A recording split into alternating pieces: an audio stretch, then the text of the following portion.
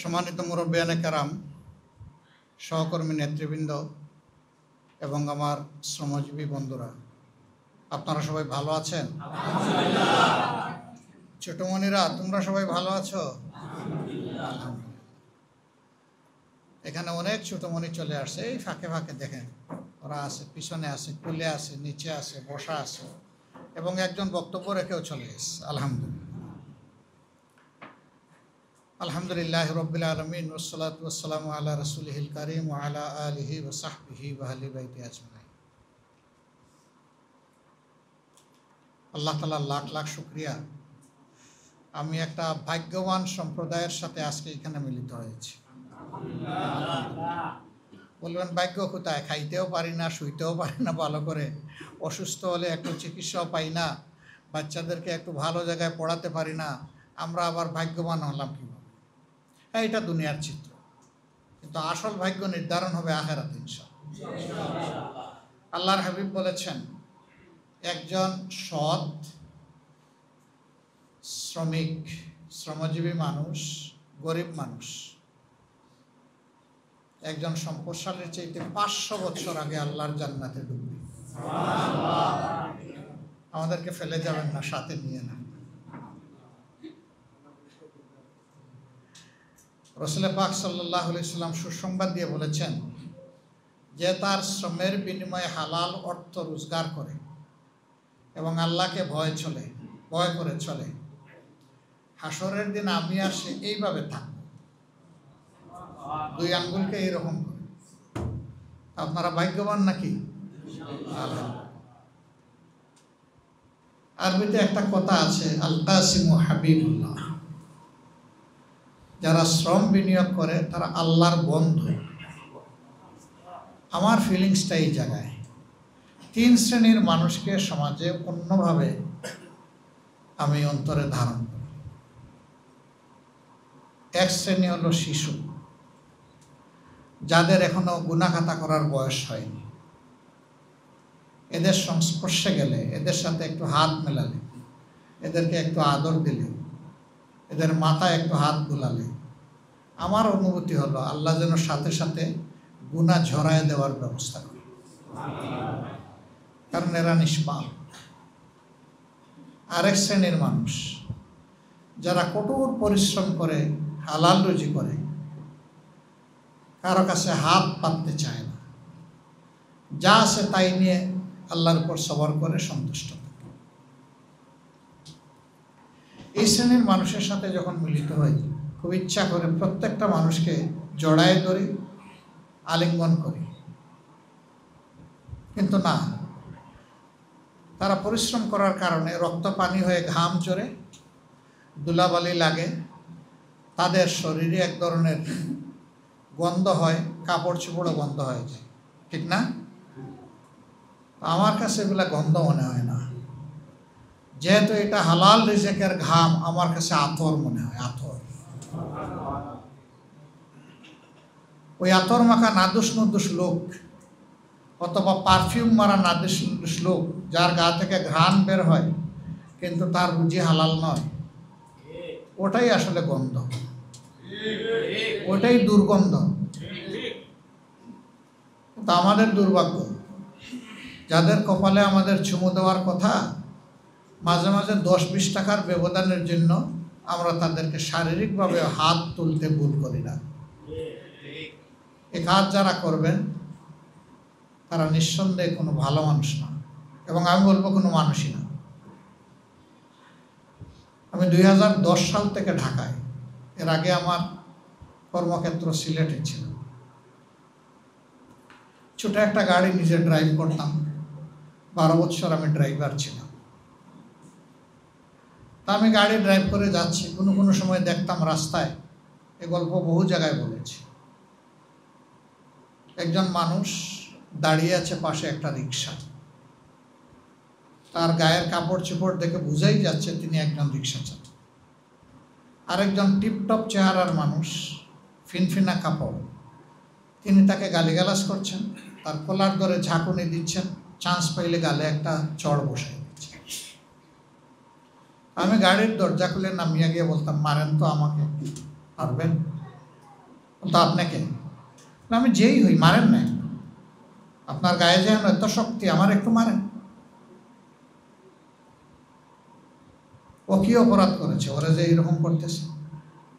কয়েছে ও বেটা 10 টাকার জায়গায় 20 টাকা বাড়াচ্ছিস। আমি আচ্ছা মানলাম এটা একটা অপরাধ। সে কি আপনার পকেটে হাত ঢুকিয়েছিল? কয় না। ছুরি ধরেছিল? কয় তাও না। রিভলভার ওপেন করে বলেছে যে দেন নইলে শুট করে দেবো? কয় না, তাও করে। আমি বললাম যদি ওই রকম একজন আসতেন কি করতেন? বাপ বাপ ডেকে ওর হাতে সব তুলে দিতেন, দিতেন না? তখন আর কিছু বলেন। আমি দিতেন, অবশ্যই দিতেন। সে তো এটা করে নাই আপনার সাথে। পেটের ক্ষুধার জ্বালায়, বাচ্চাদের মুখে দুমুঠো ভাত তুলে দেওয়ার আশায়, তার বৃদ্ধ মায়ের জন্য ঔষধ কেনার আশায় হয়তো 10 টাকার জায়গায় আপনার কাছে 20 টাকা চাইছে। আপনি দিবেন না? একটু মানবিক আচরণ করেন, তাকে বুঝে বলেন যে ভাই এটাই তোমার ভাড়া, এর চেয়ে বেশি তোমাকে দেওয়ার আমার সামর্থ্য নাই বা এখন নাই, আমি চাইলেও পারবো না। তাইলে লোকটা তো আর আপনাকে কুস্তি লাগাবে না আপনার সাথে। সে সবর করে চলে যাবে যে একটু আশা করেছিলাম, আচ্ছা পাই নাই, ঠিক আছে, অসুবিধা। আপনি এইরকম করতে গেলেন কেন? আমি দুঃখিত, আপনি আমাকে ক্ষমা করেন। আমি আপনাকে কেন ক্ষমা করব? আপনি যার কাছে অপরাধ করেছেন ক্ষমাটা তার কাছে চান। আপনি তো অপরাধ আমার সাথে করেন নাই, এই সাহস তো আপনার নাই। আপনি অপরাধ করেছেন আমার একজন দুর্বল ভাইয়ের সাথে, একজন শ্রমিক বন্ধুর সাথে। ক্ষমা আপনার তার কাছেই চাইতে হবে। চায় না, ইজ্জতে ধরে। একজন রিক্সা চালক ভাইয়ের কাছে ক্ষমা চাইবে কীভাবে? আমি বলতাম আপনাকে কিন্তু ক্ষমা না চাওয়া পর্যন্ত আমি নড়তে দেবো না, ক্ষমা আপনাকে চাইতে। আপনি যে অপরাধ করেছেন আপনাকে ক্ষমা চাইতে, কেন আপনি হাত তুলেছেন? এরপরে ক্ষমা চাইতো লজ্জায় শরমে এদিক ওদিক তাকাইয়া। তারপরে আস্তে আস্তে পকেটে হাত ঢুকাইতো যে আরো 10 টাকা 20 টাকা দেবেন। আমরা আপনার ওই টাকা আর লাগবে না, ও টাকা সে নিবেও, আপনি এখন আপনার পথে যান। আমি মাথায় হাত তুলে বলতাম ভাই মানুষ সবাই সমান না, ভুলে যাও, ক্ষমা করে দাও। সে তো ক্ষমা চেয়েছে তোমার কাছে। আমার তৌফিক থাকলে কিছু দিয়ে বলতাম এটা এখন দেখবাও না, খুলবাও না, যাও আরো একটু আগে গিয়ে দেখি। যাওয়ার সময় তোমার মা থাকলে মার জন্য, বাচ্চা থাকলে বাচ্চাদের জন্য কিছু নিয়ে যাও। আমি কি ফকির হয়ে গিয়েছি এটা করার কারণে? আমার আল্লাহ আমাকে সম্মানিত করেন নাই? আমার আল্লাহ আমাকে ভালো রাখেন নাই? কিন্তু যে লোকটা ওটা করেছে সে কি রাজা হয়ে গেছে বাংলাদেশে? হয় নাই। আল্লাহ তাআলা দিয়ে দন চায় মন, কেড়ে নিতে কতক্ষণ। সকালবেলার রাজা সেজে ফকির সন্ধ্যাবেলা। সেই আল্লাহ কুন ফায়াকুনের মালিক। আমি জানি আপনাদের জীবন বড় কষ্টের। আপনারা এখানে এসেছেন কিছু প্রশ্ন করতে। আমি শুনতে চেয়েছিলাম আপনাদের জীবনের গল্প, আপনারা কিভাবে জীবন চলেন, এই যুদ্ধে আপনারা কিভাবে ঘানি টানতেছেন। 18 কোটি মানুষের দেশে একেবারেই নিম্ন আয়ের মানুষের সংখ্যা হচ্ছে মিনিমাম 2 কোটি। এই মানুষগুলার সম্মান কদর বেড়ে যায় যখন ইলেকশন আসে।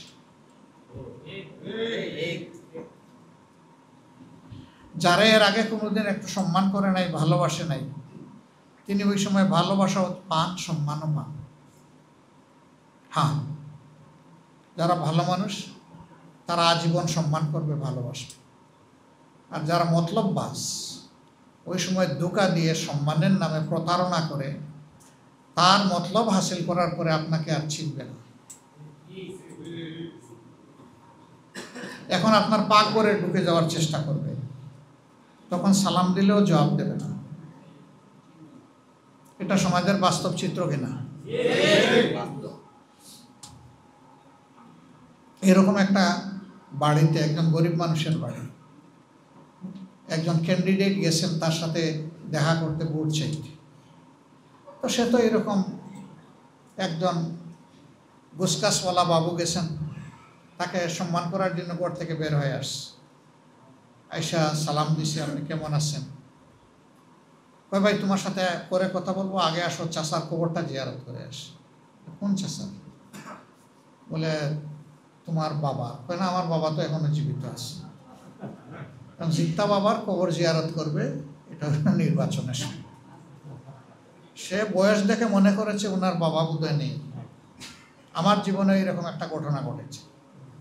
19 সালে আমি যাব ফিলিপিন্স। আমি গিয়েছি বিমানবন্দরে, তখন তো শেখ হাসিনার শাসন, আমাকে যেতে দিবে না, কোনো একটা কায়দায় আমাকে পেস দিবে। 2 ঘন্টা বসিয়ে রেখে আমাকে শেষ মুহূর্তে দৌড়ে দৌড়ে গিয়ে উঠিয়ে দিল একটা মালয়েশিয়ান এয়ারলাইন্স। 5 মিনিটের মাথায় একজন গিয়ে হাজির, বলে যে অমুক নামের প্যাসেঞ্জার। আমি বললাম যে আমি। কয় আপনি একটু আসবেন, দুটো কথা আপনার সাথে আছে। বলে আসবো কোথায়? হয়েছে এই যে বোর্ডিং ব্রিজ, এখানে একটু আসেন। গেলাম, যাওয়ার পরে বলে আপনি তো বোধহয় ফিলিপিন যাবেন। বলে জি জি আমি ফিলিপিন যাবো ইনশাআল্লাহ, আল্লাহ যদি আমাকে নিয়ে যান। কয় যে সম্ভবত আপনার আম্মা ইন্তেকাল করেছেন। বললাম সম্ভবত কেন? আমার আম্মা নিঃসন্দেহে ইন্তেকাল করেছে, তবে 8 বছর আগে, আজ কেন?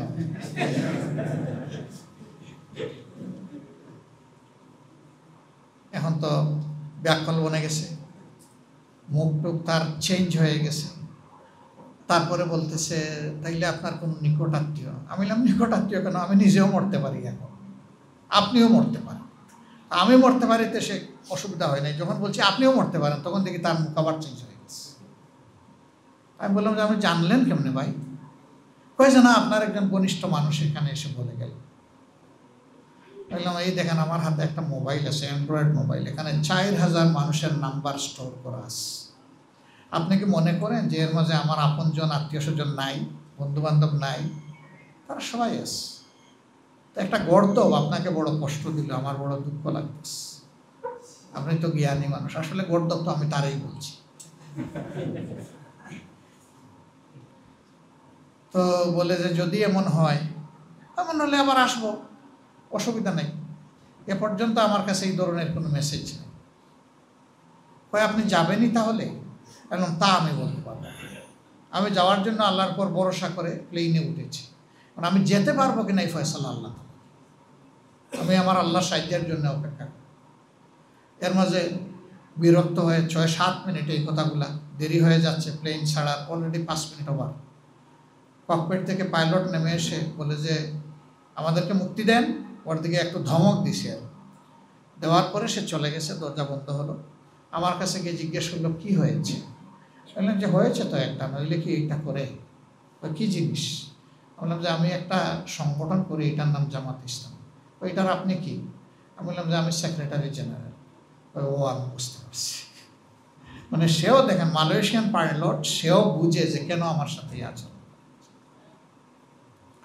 তো এইরকম দাপ্পাবাজরা বিভিন্ন সমাজের জায়গায় বসে আছে, গুড়ায় গুড়ায় বসে আছে। তাদের কারণেই এই যে একজন ভাই বলে গেলেন একবেলা খাবার জুটলে আরেক বেলা জুটে না আমাদের, এরাই দেয়। আমাদের দেশ গরিব না, আমাদের দেশে আল্লাহ অনেক সম্পদ দিয়েছে।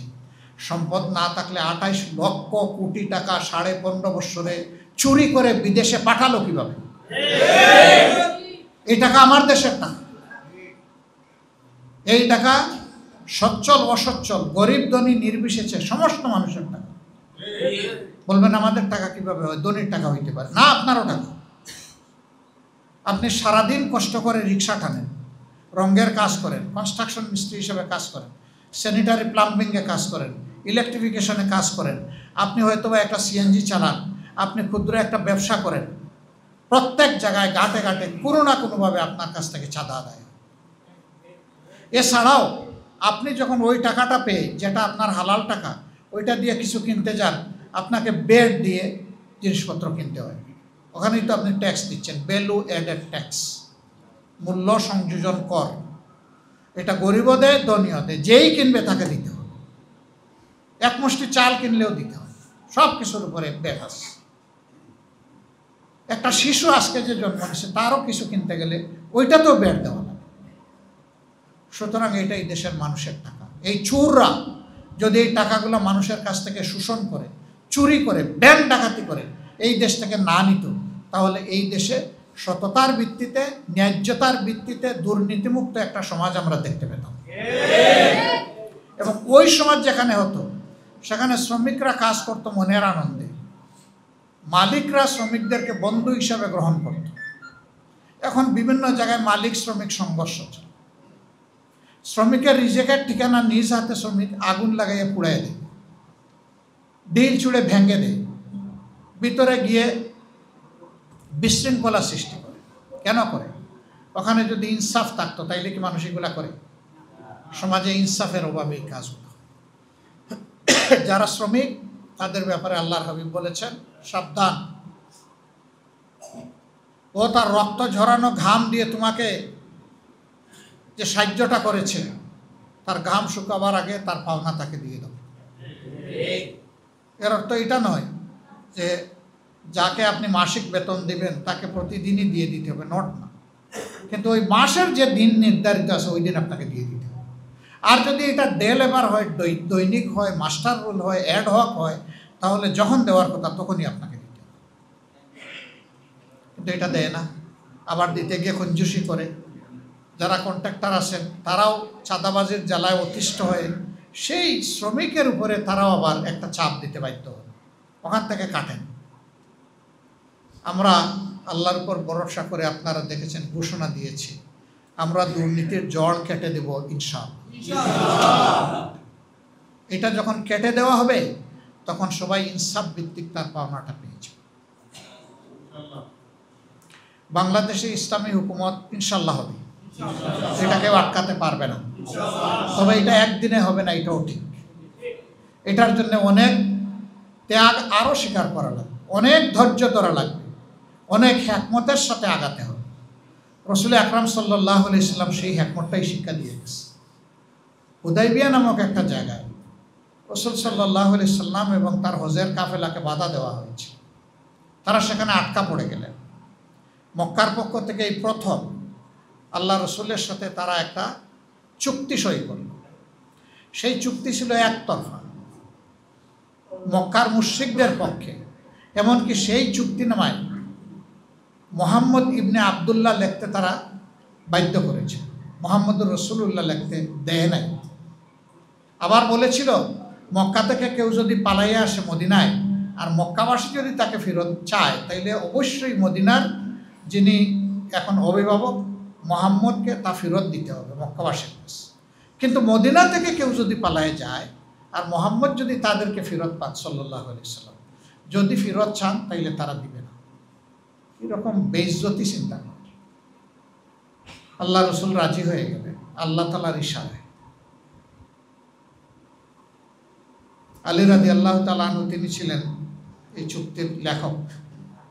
বললেন, আলী, ওই রসুলুল্লাহটা কেটে ওই জায়গায় মুহাম্মদ ইবনে আবদুল্লাহ লিখে দাও। তিনি বললেন, আল্লাহ রসুল, এটা কীভাবে সম্ভব? আমার বয়স যখন 8 বছর, আমি যখন আদো বুঝ, তখন আমি ঈমান কবুল করেছি। আল্লাহকে আল্লাহ জেনে, আপনাকে আল্লাহ রসুল জেনে, আর এখন আমার হাতে আমি রসুলুল্লাহ কেটে দেবো, এটা আমার পক্ষে সম্ভব। আমি এটা পারব, আমাকে ক্ষমা করুন। রাসূলুল্লাহ সাল্লাল্লাহু আলাইহি ওয়াসাল্লাম তো পড়তে জানতেন না। বললেন, কোন জায়গাটা? ওটা দেখায় দাও আমাকে। দেখায় দিলেন, কলম হাতে নিয়ে নিজের হাতে কেটে দিলেন। এরপরে বললেন, তুমি এখন ইবনে আবদুল্লাহটা লিখে দাও, আমার এই কথাটা তুমি রাখো। তিনি রক্ষা করবেন। সন্দেহ হওয়ার পরে যার যার জায়গায় সবাই চলে যাবেন। হজের জন্য রওনা করেছেন। এখন পশু জানিয়েছেন এখানেই জবাই করতে হবে, মাথা মুন্ডন করতে হবে। সাহাবীরা হাউমাউ করে কাঁদতেছেন, এ কেমন চুক্তি হলো? এটাতে তো আমাদের জন্য কোনো সম্মান থাকলো না। জীবন সঙ্গিনীর কাছে রাসূল করিম সাল্লাল্লাহু আলাইহি ওয়াসাল্লাম ফিরত গিয়ে বললেন, কি করব? তিনি পরামর্শ দিলেন, হে আল্লাহর রাসূল, আপনি কেন নিরাশ হচ্ছেন আপনার সাহাবীদের ব্যাপারে? এদের তো পরিচয় হলো আমান্না ওয়া সাল্লামনা, ঈমান আনলাম এবং মানলাম। আপনি করেন, আপনি করলে আর বলতে হবে না তো। আপনি প্রথমে জবাই করেন, তারপরে আপনি মাথা মুন্ডন করেন, দেখবেন যে তারাও তাই করে। আলহামদুলিল্লাহ, তিনি তাই করলেন এবং হয়ে গেল। এরপরে আল্লাহ তাআলার পক্ষ থেকে সুসংবাদ আসে, ইন্না ফাতাহনা লাকা ফাতহাম। হে নবী, আমি আপনাকে সুস্পষ্ট বিজয় দান করলাম। এইরকম চুক্তি হওয়ার পরে সাহাবীরা তাজ্জুব বনে গেলেন যে এর মাঝে বিজয় কোথায়? এটা তো এক ধরনের পরাজয়। কিন্তু চুক্তিতে কিছু শর্ত লেখা ছিল।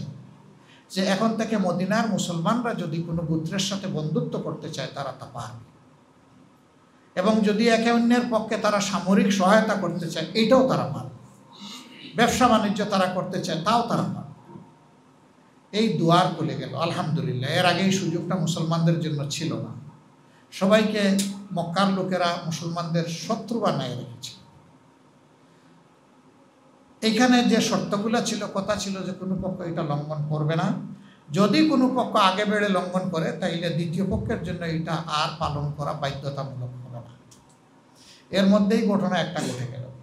একটা চারণ ভূমি থেকে মুসলমানদের কিছু উট এবং ছাগল মক্কার লোকেরা চুরি করে নিয়ে গেল। রাসূল করিম সাল্লাল্লাহু আলাইহি সাল্লাম একটা অভিযান সেখানে পরিচালনা করলেন, একটা সারিয়া। সেখানে যাওয়ার পরে একটা ছোট্ট সংঘাত হলো, 2 জন লোক মারা গেল। কিন্তু মাসটা ছিল হারাম মাস। এবার মক্কার কাফেরেরা বলল, এ কেমন নবী যে হারাম মাসও মানে না, তার অনুসারীরা হারাম মাস মানল। আল্লাহ তাআলার পক্ষ থেকে তখন আয়াত নাযিল হলো, হ্যাঁ হারাম মাসের মর্যাদা অবশ্যই আছে, তবে যারা মানুষের উপর জুলুম করে, জুলুমের চাইতে জঘন্য, আল্লাহ তাআলা এটাকে হালাল করে দেয়। যেহেতু আগে বেড়ে তারা চুক্তি লঙ্ঘন করে এই অপকর্ম করেছে, এবং ওনারা গিয়েছিলেন জাস্ট তাদের পশু ফেরত চাইতে, সেখানে তারা সংঘাতে নিজের থেকে জড়াইতে গিয়ে মারা গেছে। গেল, এই তো দরজা খুলে গেল, আর এই চুক্তি থাকলো না। এই চুক্তির 2 বছরের মাথায় আলহামদুলিল্লাহ মক্কা বিজয়িত হয়ে গেল। তখন সাহাবীরা বুঝতে পারলেন, ইন্না ফাতাহনা লাকা ফাতহাম মুবিন, আল্লাহ তাআলা কিভাবে কেন বলেছে। সম্মানিত ভাইয়েরা, এই বাংলাদেশেও ফাতহে মুবিন হবে ইনশাআল্লাহ। কারণ এই দেশের বুকে অসংখ্য আলেম, অসংখ্য শ্রমিক, অসংখ্য মজলুমের রক্ত ঝরেছে, বিশেষ করে 15.5 বছর। শেষ ধাক্কাটা হয়েছে 24 জুলাই মাসে। আল্লাহ তাআলা আমাকে তৌফিক দিয়েছিলেন প্রত্যেকটা শহীদ পরিবারের খবর নেওয়ার। সারা বাংলাদেশ ঘুরেছি, কোথাও নিজে গিয়েছি, কোথাও সহকর্মীদেরকে পাঠিয়েছি, কিন্তু খবর নিয়েছি। আমাদের কাছে যে তথ্য, যারা জীবন দিয়েছে এর মধ্যে 59 হলো শ্রমিক। 100 জনের মাঝে 59 জন শ্রমিক। এখন 1400 জনের মাঝে কতজন হিসাব করে নেয়। এই শ্রমিকরা জীবন দিয়ে আজকের এই পরিবেশ দিয়েছে, নইলে আমিও এখানে এসে কথা বলতে পারতাম। এই জন্য যারাই এই 15.5 বছর জুলুমের শিকার হয়ে ঈমান নিয়ে দুনিয়া থেকে বিদায় নিয়েছেন, মহান রবের দরবারে দোয়া করি আল্লাহ তাদের সকলকে শহীদ হিসাবে, তাদের পরিবারের অভিভাবক হিসাবে আল্লাহ তাআলা দায়িত্ব পালন, তার ফেরেশতাদেরকে দিয়ে সাহায্য করুন। আহত পঙ্গু যারা হয়েছে, আজকেও এখানে গুলিবিদ্ধ একজন ভাইয়ের সাথে আমাদের মোলাকাত, যারা হয়েছে আল্লাহ তাআলা তার প্রশান্তির হাত তাদের উপর বুলিয়ে দিন, সুস্থতার নিয়ামত এনায়েত করুন। বাকি জিন্দেগি একজন খাঁটি মুমিন হিসেবে তাদেরকে বেঁচে থাকার তৌফিক দান, তাদের পরিবারের সকল ঘাটতি কষ্ট আল্লাহ পুষিয়ে। এই শহীদ পরিবারগুলোর পাশে আমরা দাঁড়িয়েছি যতটুকু আমাদের সামর্থ্য করেছি। আবার কিছু পরিবারের মানবিক কারণে তাদের দায়িত্ব আল্লাহর উপর ভরসা করে আমাদেরকে নিতে হয়েছে। সেই পরিবারে রুজি করার মতো আর কোনো পুরুষ লোক নেই, একজনই ছিল, চলে গেছে জীবনটা দিয়ে। পেটে বাচ্চা রেখে বিয়ের পরে আর একটা বাচ্চারও মুখ দেখে নাই, বাবা ডাকটাও শুনে নাই, দুনিয়া থেকে চলে গেছে। সেই মেয়েটা যখন বলে যে আমার পেটের বাবুর কি হবে, তখন আর নিজের কলিজা আমরা ধরে রাখতে পারি। আলহামদুলিল্লাহ, তাদের এই দায়িত্ব আল্লাহর উপর ভরসা করে আমরা নিয়েছি। আমরা যথেষ্ট বরকত পাচ্ছি, রুহানির শক্তি পাচ্ছি। আমরা পারি, যদি সবার পারতাম এত যে খুশি হইতাম, কিন্তু যাদেরটা একান্ত জরুর মনে করেছি আমরা নিয়েছি। আমরা এই জায়গায় শ্রমজীবী ভাইদের প্রতি খুবই দুর্বল। তাদের জীবনের একমাত্র সম্পদ তাদের জীবনটা, জাতির জন্য তারা জীবনটাই তো দিয়ে দিচ্ছে। দোয়া করবেন আল্লাহ যদি আমাদের হাতে দেশ সেবার খেদমতের সুযোগ দেন। আমরা ভাই ক্ষমতায় যেতে চাই না, ক্ষমতা শব্দটাই ভয়ঙ্কর। সমস্ত ক্ষমতার মালিক আল্লাহু আলা কুল্লি শাইইন কাদির। সমস্ত ক্ষমতা এখতিয়ার হচ্ছে একমাত্র আল্লাহ রাব্বুল আলামিনের। দুনিয়ায় মানুষের সমাজের শৃঙ্খলা সৌন্দর্যের জন্য, শান্তি আরামের জন্য, সম্মানের জন্য আল্লাহ তাআলা ক্ষুদ্র ক্ষুদ্র জায়গায় কিছু মানুষকে খেদমত করার সুযোগ দেন, আর তারা নিজেরাই মালিক মনে করে নিজেকে। নাউজুবিল্লাহ। আমরা ওই মালিক হতে চাই। আল্লাহ যদি আমাদেরকে এই দায়িত্ব দেন তাহলে আমাদের ঘাড়ে একটা বোঝা এসে বসে। ওমর ইবনুল খাত্তাব রাদিয়াল্লাহু তাআলা আনহুর নাম আমরা সবাই শুনেছি না? এক রাতে তিনি শিশুদের মতো কাঁদছিলেন, গভীর রাতে।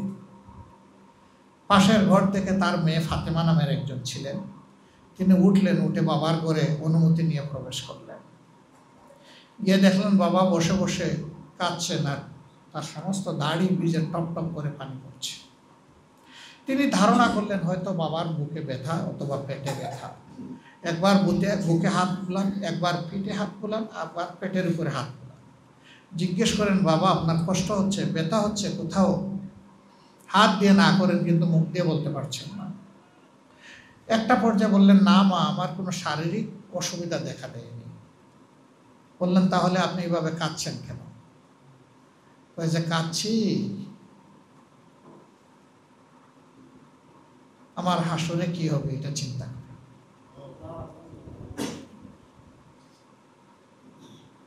তিনি সেই ব্যক্তি।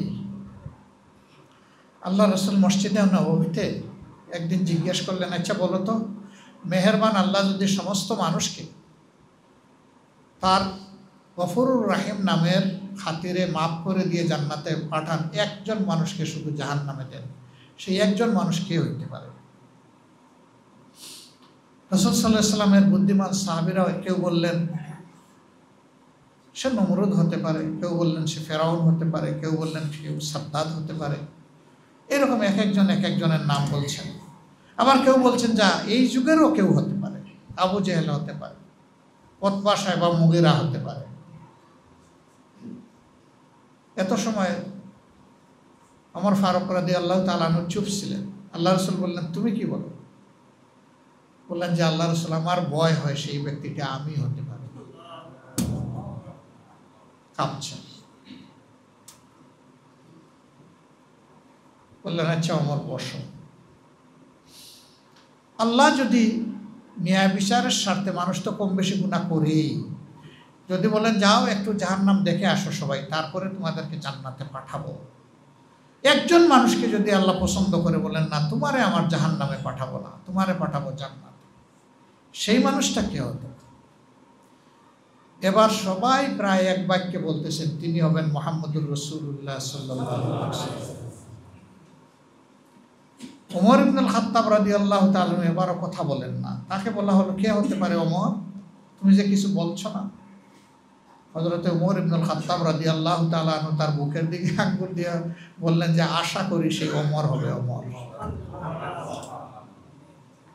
রাসূল আকরাম সাল্লাল্লাহু আলাইহি ওয়াসাল্লাম বললেন চুপ, একজন জাহান্নামে গেলে সেও তুমি, একজন জান্নাতে গেলে আমাকে ফেলে সেও তুমি, এটা কিভাবে হয়?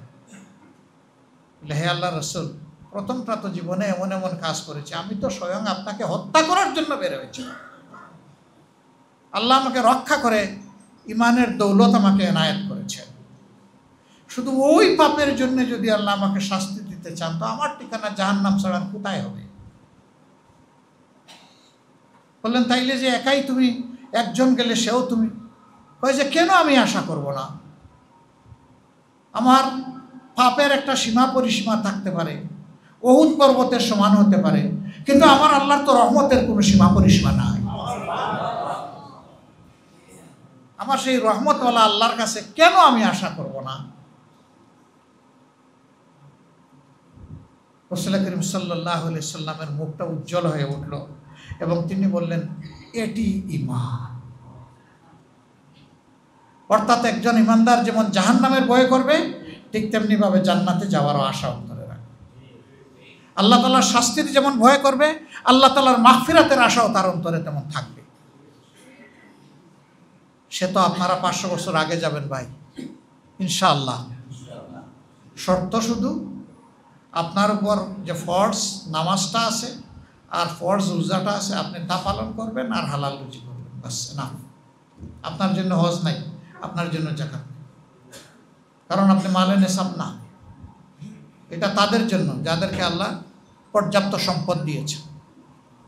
জাকাত এবং হজ, নামাজ এবং রোজা, এই দুইটার হক আদায় করলে আলহামদুলিল্লাহ। দোয়া করবেন আমরা যেন শুধু আল্লাহকে ভয় করে যদি আমাদের উপরে দায়িত্ব আসে তাইলে আপনাদের হকটা আপনাদের হাতে তুলে দিতে পারি।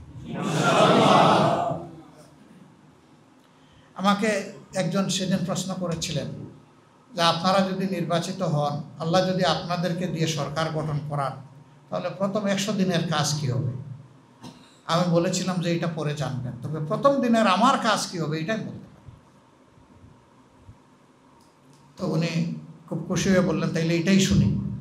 আমি বললাম যে প্রথম দিন আমি ফজরের নামাজ পড়ে আমার এই নির্বাচনী এলাকায় আসব, অথবা এখানে এসে আমি ফজরের নামাজ আদায় করব মানুষের সাথে। করে আমি হাতে ঝাড়ু নিয়ে রাস্তা পরিষ্কার করব, হাতে কোদাল নিয়ে ড্রেন পরিষ্কার। কারণ পরিবেশের একটা প্রভাব মানুষের মগজের উপরে পড়ে। আমাদের গোটা সমাজ এখন হয়ে গেছে নোংরা, মনও নোংরা, পরিবেশও নোংরা। তো মনের নোংরামি তো একদিনে দূর হবে না, কিন্তু পরিবেশের নোংরামি চাইলে ইনশাল্লাহ একদিনে দূর করা যাবে। এখানে 200-250 বা আর একটু বেশি মানুষ ছিলেন, সবাই বললেন যে ইনশাল্লাহ আপনার সাথে আমরাও থাকবো। হয়তো যুবকরা দৌড়ে এসে বলবে, শিশুরা দৌড়ে এসে বলবে না এটা আপনার করতে হবে না। আমি সেই দিন বলবো হযরত ওমরের মতো আমার কাজটা আমাকে করতে দাও। রাজ্যের শাসক ওই মাকে বলেছিলেন, ওই যে কান্নাকাটির সময় ফাতিমাকে, যে বাবা আল্লাহ তো তোমাকে মুসলিম মিল্লাতের খলিফা বানিয়েছেন, তুমি যদি একটা ভালো কাজের প্রচলন করো, সমস্ত মানুষ আমল করে যেটা পাবে আল্লাহ তো তোমাকে সেটা দিবেন, একা তুমি সেটা পাবা, তাহলে তুমি কাঁদছো কেন? তিনি বলছিলেন মা এক সাইড দেখেছো আর এক সাইড দেখো না। এটা ঠিক তুমি যেটা বলেছ, কিন্তু এটাও ঠিক তোমার বাবার শাসন আমলে ফুরাত নদীর তীরে মানুষ তো দূরের কথা, একটা কুকুরও যদি না খেয়ে মরে, আর সেই কুকুরটা যদি আল্লাহর দরবারে হাসরের দিনকে বলে যে এই দেশের একজন সেবক ছিল সে আমার কবর নিল না কেন, তোমার বাবা জবাব দিয়ে বাঁচতে পারবে না। কেঁদেছিলেন ওই কারণে। আরেকটা উনার গল্প বলেই শেষ করছি। এক গভীর রাতে তিনি বের হয়েছেন, সাথে তার সাহায্যকারী অ্যাসিস্ট্যান্ট, আমরা যাকে অন্য ভাষায় কথা বলি। কিছু সময় তিনি উটের উপর চড়তেন, কিছু সময় তাকে চড়াইতেন, কারণ দুইজনই তো মানুষ, দুইজনেরই তো প্রয়োজন আছে। তো চড়তে চড়তে এক সময় দেখেন দূরে মরুভূমি মাঠের মধ্যে আগুন নিবু নিবু করে জ্বলছে। পাশে গেলেন, গিয়ে দেখেন এখানে একটা ছোট্ট তাঁবু, তাঁবুর ভিতরে কিছু বাচ্চা কান্নাকাটি করতেছে, তাঁবুর বাইরে একজন মহিলা আগুন জ্বালিয়ে খালি কড়াই বসিয়ে কি জানি নাড়াছাড়া করতেছে। তিনি গিয়ে বললেন যে মা আপনি কে? বলে আমি একজন অবাগা মা। কি হয়েছে? আমার 4টা ছোট ছোট সন্তান, তাদের বাবা নাই, আমার সংসারে আয় রোজগারের কোনো ব্যবস্থা নেই, আমি ওদের মুখে কোনো খাবার তুলে দিতে পারি না। আমি গ্রাম থেকে রওনা করেছি, এই হেঁটে হেঁটেই আমি খলিফার দরবারে যাব, গিয়ে জিজ্ঞেস করবো যে তিনি এই দেশের খলিফা কিনা, আর আমার প্রতি তার কোনো দায়িত্ব আছে কিনা। তা আপনি এই হান্ডিতে, খালি হান্ডিতে কি করছেন? যে আপনি শুনতে পাচ্ছেন না ওরা কান্নাকাটি করতেছে? বলে তা তো শুনতে পাচ্ছি। বলে আমি খালি হান্ডিতে নাড়াচাড়া করতেছি তাদেরকে এই আইডিয়াটা, ধারণাটা দেওয়ার জন্য যে তোমাদের জন্য খাবার তৈরি করছি। এত সময় কাঁদতে কাঁদতে টায়ার্ড হয়ে ওগুলা ঘুমায় যাবে, আমি একটু শান্তি পাবো, এই জন্য আর কিছু। এখানে কোনো খাবার নাই আমার কাছে। হযরত ওমর ইবনুল খাত্তাব থড়ি ঘড়ি করে চলে গেলেন, কিচ্ছু বললেন নাই মহিলাকে। নিজের স্ত্রীকে গিয়ে বললেন তাড়াতাড়ি এই ধরনের একটু খামির খাবার বানিয়ে দাও। খাবার নিয়ে, খাবারের বস্তা পিঠে নিয়ে রওনা করেছে। তখন তার সহযোগী যিনি, তিনি বলতেছেন খলিফাতুল মুসলিমিন এই কাজ তো আমার, এই জন্য তো আমাকে রাখা হয়েছে, এই বোঝাটা আমাকে দিন। খলিফা জবাব দিচ্ছেন আমার দুনিয়ার বোঝা না হয় তুমি বহন করলে, আমার আখিরাতের বোঝাটাও কি তুমি বহন করে দিতে পারবে? আমাকে বাধা দিও না, আমার বোঝা আমাকে বহন করতে দাও। এই বোঝা নিয়ে গেলেন, গিয়ে নিজ হাতে বাচ্চাগুলোকে কাঁদতে কাঁদতে বেহুশ হয়ে পড়ে গেছে, ঘুমাই গেছে। তখন মাকে বললেন, আপনি দয়া করে বাচ্চাগুলোকে উঠান। পেট আর পিঠ লেগে গেছে, ওদেরকে নিজ হাতে খাওয়ালেন, মাটাকেও খাওয়ালেন। তখন ওই মা হাত তুলে বলতেছে, আল্লাহ তুমি কি এমন একজন শাসক আমাদেরকে দিতে পারতে না? এই লোকটা আজকে যা করলো আমার সাথে, এমন শাসক দিয়ে আমাদেরকে তুমি সাহায্য করো। তিনি বললেন, মা কালকে আপনি খলিফার অফিসে যাবেন, আমাকে সেখানে পাবেন। তার পরিচয় তিনি গোপন করে চলেন। পরের দিন আসছেন, দেখেন ওই লোকটা বসা, খলিফা তো আর আসেন। অনেকক্ষণ বসার পরে মৃদু হেসে বললেন, আপনি আসেন। বললেন, আপনি না বললেন যে খলিফার দরবারে আমি আসবো? আপনি তো দেখি সেই লোক, গত রাত্রে যিনি গিয়েছিলেন আমাকে আমার কষ্ট, আমার বাচ্চাদের কষ্ট বুঝেই করেছিলেন, ওই করেছিলেন। তিনি হাত জোড় করে বললেন, আমাকে ক্ষমা করো, আপনার আর আপনার বাচ্চাদের এই কষ্ট হওয়ার আগে খবর নিতে পারি নাই। আমি আমার আল্লাহর দরবারে লজ্জিত, আমি আপনার এবং আপনার বাচ্চাদের কাছে লজ্জিত। আমি খলিফা, আপনি কি আমাকে ক্ষমা করবেন? এই মহিলা কেঁদে দিয়ে বলছে, বাবা তোমার জন্য তো কালকে রাত্রেই দোয়া করেছি। তুমি যদি খলিফা হয়ে থাকো তাইলে আমার আর কোনো দুঃখ নেই, আমি সব ভুলে গেলাম। খলিফা তার জন্য মাসিক একটা রেশন নির্ধারণ করে বললেন যে মাসের 1 তারিখ মা আপনাকে আসতে হবে না, এই রেশন আপনার ঘরে চলে যাবে। যদি ইসলামী রাষ্ট্র কায়েম হয়, একদিনে হোক আর 10 বছরে হোক, ইনশাল্লাহ এই অধিকার জনগণের ঘরে পৌঁছবে। সেই দিনকার শাসকরা হবে আনন্দিত, সেবকরা হবে আনন্দিত, জনগণও হবে আনন্দিত। দেশ হবে একটা জান্নাতি দেশ। 54 বছর নষ্ট করেছি, আর একদিনও আমরা নষ্ট করবো না। আপনাদের বিবেক এইরকম যার পক্ষে আসবে, আমার অনুরোধ আপনাদের সমস্ত সহযোগিতা, ভালোবাসা, আপনাদের সমর্থন, আপনাদের ভোট যেন তারই পক্ষে চায়। এই বিবেচনায় আমি অযোগ্য হলে আল্লাহর কসম আমাকে কোনো ভোট দিবেন না। বলবেন যে আপনাকে চিনব কেমনে, আপনি মন্দ মানুষ না ভালো মানুষ, চিনবেন কেমনে? আমি এটা বলতে পারবো না। আমার কার্যক্রম আপনারা যদি একটু জানার সুযোগ পান জানবেন, এখানে আরও যারা দাঁড়িয়েছেন তাদের কার্যক্রম জানবেন। আপনার বিবেক যেদিকে আপনাকে নিয়ে যাবে, আপনি আল্লাহর উপর ভরসা করে সেই দিকে যাবেন ইনশাআল্লাহ। কিন্তু আমার শুধু অনুরোধ, এবারকার ভোট জাতির সিদ্ধান্তকারী ভোট। আপনি আপনার দায়িত্ব ঠিকমতো পালন করবেন। কোনো চোর ডাকাত এসে আপনার ভোট যাতে ছিনতাই করতে না পারে, আপনার হাত মজবুত করবেন। আমরা ইনশাআল্লাহ আপনাদের সাথে থাকবো। আমরা তাদেরকে মেসেজ দিয়ে দিব, যদি কেউ তোমার ভোট তুমি দাও, কিন্তু আমার ভোটে হাত দিলে কিন্তু খবর আছে, কোনো ছাড় দেওয়া হবে। আল্লাহ তাআলা সেই তৌফিক আমাদেরকে দান করুন। দেখেন ওই ছোট্ট বাবুটা বলতেছে একদম ঠিক। তার মানে কি? তার মানে ফিরিস্তাও আমাদের এটা সাক্ষী। আল্লাহ তাআলা আমাদেরকে কবুল করুন।